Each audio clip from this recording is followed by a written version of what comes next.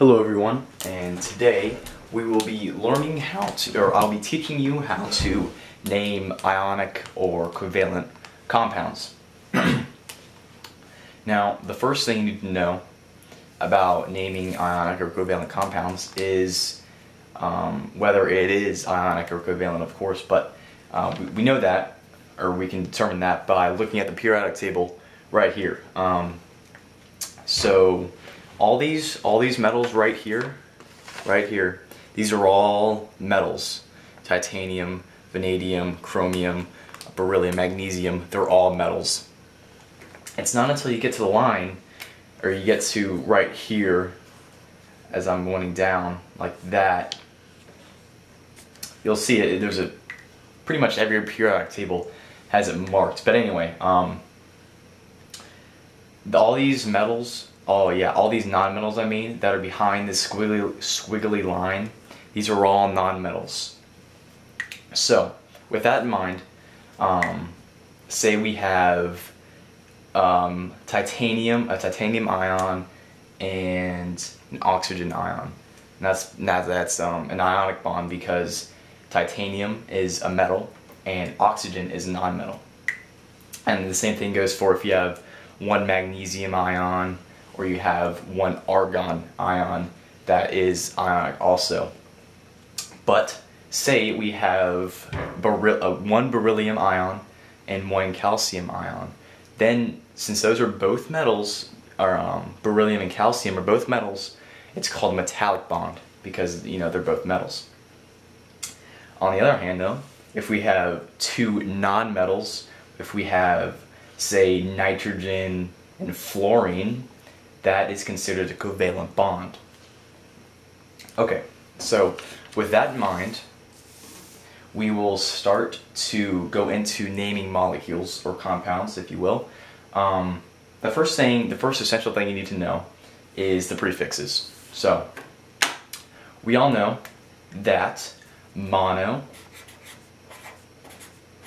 is 1, di is 2, tri is 3, tetra is 4, penta is 5, and hexa is 6. Those are all prefixes. So, with that in mind, we'll keep that in hand. Let's do our first example. So, our first example we'll say is, let's do nitrogen, nitrogen fluoride. So say we have NF2. So, since nitrogen has a -3 charge and fluorine has a -1 charge, they come together and produce 2 fluorines. So you would get nitrogen fluoride.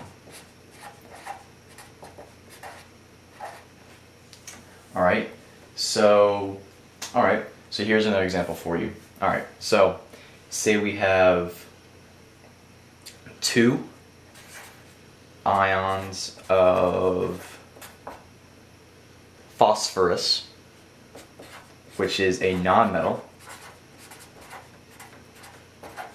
and 5 ions of oxygen.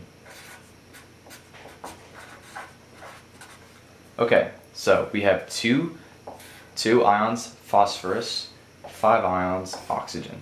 So the underlined terms are pretty much the only things, or the only important things that you would need to know. Okay, so how we would write this? So we would put P, because that's the chemical symbol for phosphorus, as we can see at our periodic table. Phosphorus is right here. For P, and then we would put 2 as a subscript because there's 2 ions of it. And then the second term, which is oxygen, which we all know the chemical symbol is O, and we have 5 ions of that. So, what's the name for that? Well, the name for that is, since we have our handy dandy prefixes chart right here, di means 2, so we have 2 ions of phosphorus, and then we have penta, or 5, we have 5 ions of oxygen. So, with that in mind, we have our end result is diphosphorus. Alright, diphosphorus pentoxide. Now, the people question is, why don't you put the A on that? Well, it just makes it look better, I guess. Because if you wrote it like if you wrote the TAO, that would just look awkward. So people just started to go pentoxide just as a shorter, and it's a cleaner way of producing that. So, to put that sheet of paper out of the way,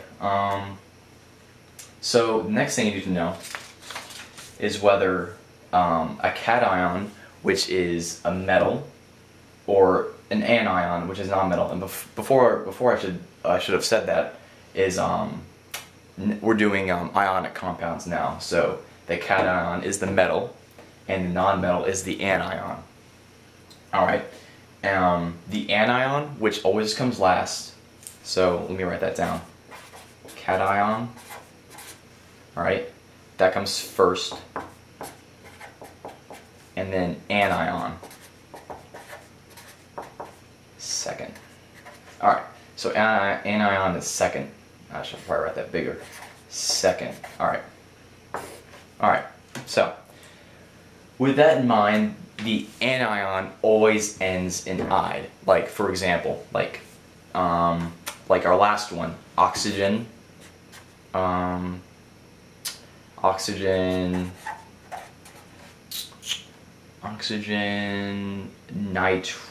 nitrate, or nitrogen, oxygen, oh, I'm messing up here.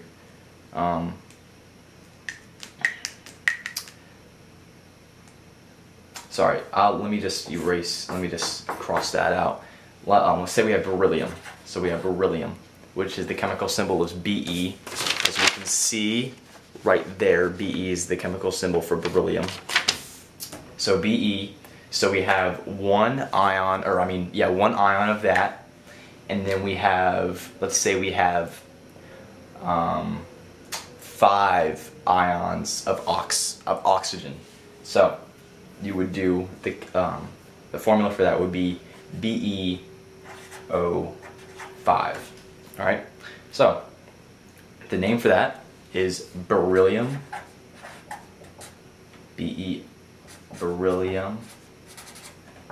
Beryllium pentoxide. So that's the chemical name for that, and that's an ionic bond. As we can see, that beryllium, which is a non-metal, which is a metal, beryllium, which is a metal, it chemically combines with oxygen, or 5 ions of oxygen, to form beryllium pentoxide, because penta is the prefix for 5 ions of something. So let's see the next thing. For metal that forms more than one type of cation, a Roman numeral is placed to show the charge. So easiest example would be iron. Let me get a new piece of paper. The easiest example would be iron. So the chemical symbol for iron is Fe. And let's say we have 2 iron can have any charge it wants to. So if iron is the anion of of, iron is like anion, and let's say that bromine or bromine is the cation. So you do Fe plus Br. So, oh, and let's just add three. Let me just add 2 ions of bromine. So we have Fe plus Br2. So if you write that out, that would be iron. Okay, so we have iron 2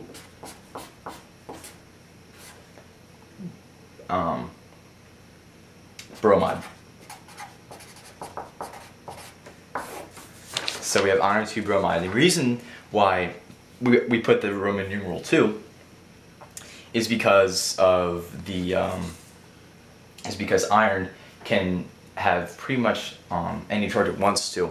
It just needs to react with any cation that has like a -1 charge or a -2 charge or -3 charge or plus, plus vice versa.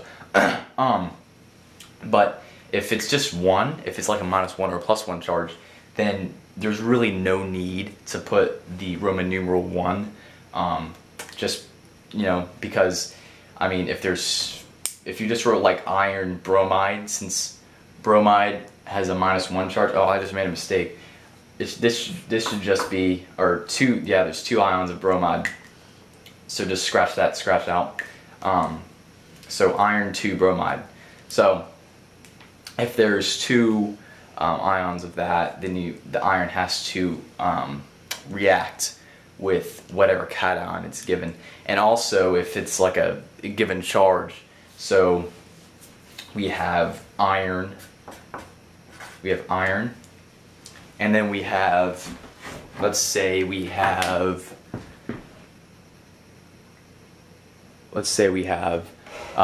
fluorine. So fluorine has a -1 charge, so plus F. Okay, easy enough. All right. So do you need a Roman numeral 1 to replace the -1 charge with iron's plus or -1 charge? The answer is no. So you just put Fe F, and it's that simple. And in case you're wondering, that is a synthesis reaction. So that's all I have for you today. Thanks a lot for watching my video, and I'll see you guys later.